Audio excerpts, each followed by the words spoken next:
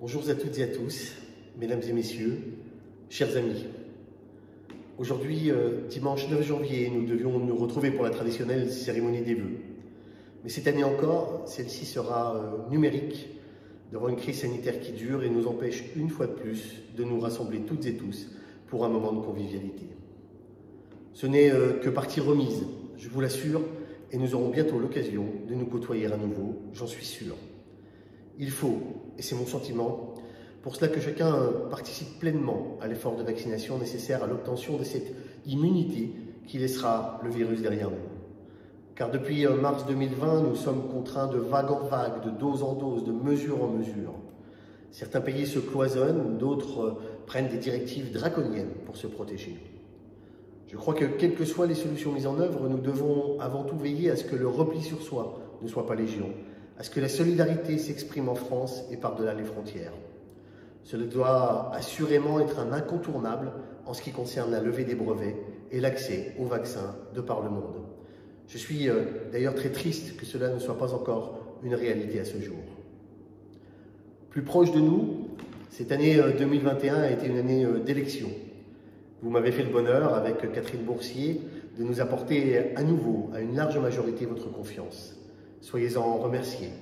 Cela me touche d'autant plus que cette campagne restreinte ne nous a pas permis d'être autant que nous l'aurions voulu à votre rencontre pour échanger. Cela me touche d'autant plus que quelques pratiques sournoises voulues par certains candidats, pseudo-sympathisants ou journalistes, ont tenté de me discréditer à vos yeux. Cela n'a pas été le cas, parce que vous me connaissez. Et je veux, une fois encore, vous en remercier. Nous sommes en ordre de marche avec Catherine et cette nouvelle majorité rassemblée derrière notre nouvelle présidente, Shahinez Kirouni, pour une Meurthe-et-Moselle encore plus proche et solidaire. J'ai le privilège de porter la responsabilité de l'attractivité en tant que 4e vice-président. Catherine, de son côté, en tant que première vice-présidente, celle de l'autonomie. Vous pouvez, comme vous l'avez toujours fait, compter sur nous et notre engagement. Notre territoire communautaire poursuit son évolution. D'importants projets sont en cours. Je citerai sous ma responsabilité celui de la construction de la nouvelle école de Bouxières-Rochelle, ou encore la nécessité de redébattre des enjeux du maillage scolaire devant les évolutions démographiques et la vétusté de certaines de nos structures. Ce sera assurément un des grands chantiers de 2022. Vous le savez également, les modalités de collecte des déchets ménagers ont changé. Je vois ici et là fleurir des commentaires acerbes sur les choix douloureux qui ont été faits par les élus pour faire face à la nouvelle hausse du traitement des déchets ménagers que nous ne maîtrisons pas. Nous avons pris nos responsabilités et nous sommes, je vous le rappelle, nous aussi, des contribuables.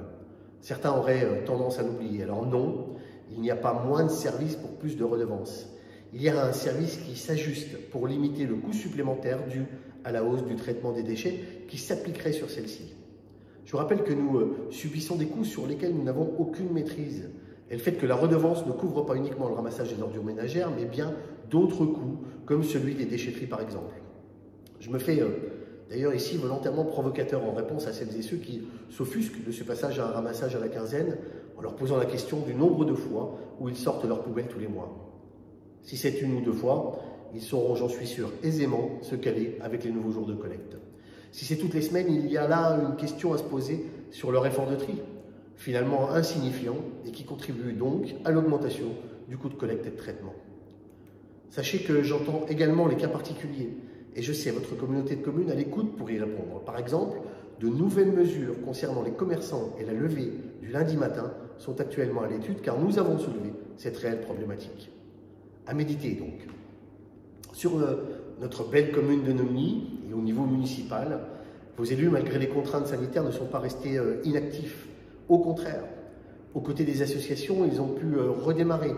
Des associations que je remercie tout particulièrement de leur vitalité et de leurs engagements à contribuer au maintien du lien social et à l'activité de notre bourg. Nous avons porté bon nombre de projets. Je citerai pêle-mêle la rénovation de la totalité de notre éclairage public qui se termine, la création du City-Stade, enfin construit, et d'une aire de jeu place Louis Koenig sur le haut de Nomny. 2 engagements de campagne tenus qui étaient particulièrement attendus par les habitants. Nous en avons également profité pour redynamiser, rénover les terrains de pétanque, l'aire de la MJC, pour installer une nouvelle table de ping-pong et créer de nouveaux agrès pour les plus jeunes derrière la salle des fêtes. La résidence senior a été livrée par Meurthe et Moselle Habitat. Ces 13 logements sont aujourd'hui occupés.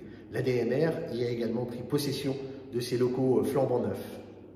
Notre bureau de poste s'est transformé en maison France Service et apporte dorénavant un haut niveau d'accompagnement en service public. Nous avons, grâce à un chantier de jeunes internationaux et l'appui de l'association Études et Chantiers, pu finaliser la rénovation, la mise en peinture des portes de l'église. Nous avons également mis en place de l'éco-pâturage au château et poursuivi, avec l'aide fort utile de l'association Patrimoine Enseigne, sa mise en valeur. Nous avons changé le portail du cimetière et innové pour son entretien par une journée de mobilisation des élus et des habitants. Merci d'ailleurs de votre mobilisation qui, je l'espère, sera grandissante dans les mois à venir. Il n'est pas seulement facile de critiquer depuis son clavier d'ordinateur, il est aussi possible de vous inscrire dans la vie de la cité. Nous vous y attendons. Et je profite d'ailleurs de l'occasion pour remercier les 11 bénévoles qui assurent le bon fonctionnement de notre médiathèque, qui rassemble plus d'une centaine d'adhérents. Merci enfin à tous ceux qui se sont mobilisés aux côtés de la municipalité pour faciliter l'accès au dépistage et à la vaccination contre la Covid-19. Je pense aux médecins locaux, aux infirmiers, aux pharmaciens, ainsi qu'aux services communautaires, aux services de secours, à la sécurité civile qui ont été d'un appui important et particulièrement efficace. Enfin, merci à nos agents municipaux pour leur engagement et à nos artisans et commerçants qui ont su s'adapter en 2022.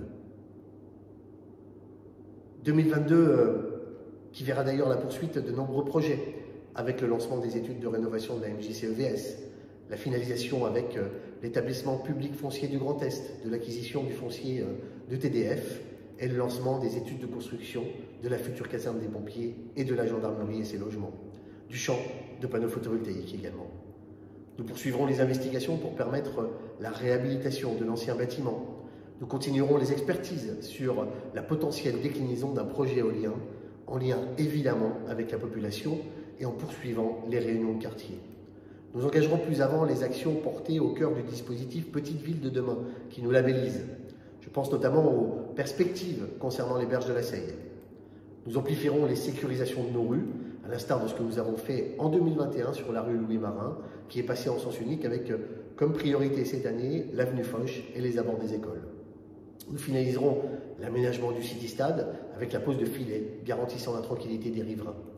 Enfin, nous poursuivrons la mise en place d'actions bénéfiques à notre qualité de vie et à notre environnement, les chantiers jeunes participatifs. Des jeunes d'ailleurs que je remercie pour leur contribution à la vie du village et pour leur mobilisation que j'espère sera la plus forte possible aux futures échéances.